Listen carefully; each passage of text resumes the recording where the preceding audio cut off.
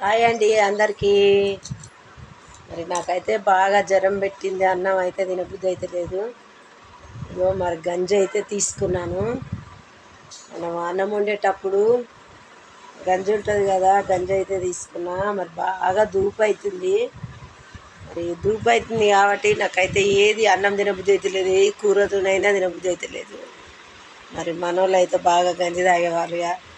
గంజి తాగాలని అయితే ఒక పెద్ద ఆవిడ చెప్పింది, గంజి తాగురు మంచిదని. అయితే బాగా జ్వరం పెట్టి అన్నం తినబుద్ధి లేదు. గంజితోనైతే కొంచెం అన్నం వేసుకున్నా, కొంచెం అన్నం వేసుకొని కలుపుకున్నా, తాగుతున్నా. బాగా జ్వరం అయితే పెట్టిందని. చాలా బాగుంది గంజి అయితే, చాలా బాగుంది. ఎవరికైనా జ్వరం పెట్టినప్పుడు అన్నం తినబుద్ధి కాకపోతే గంజి తాగురు మంచిది.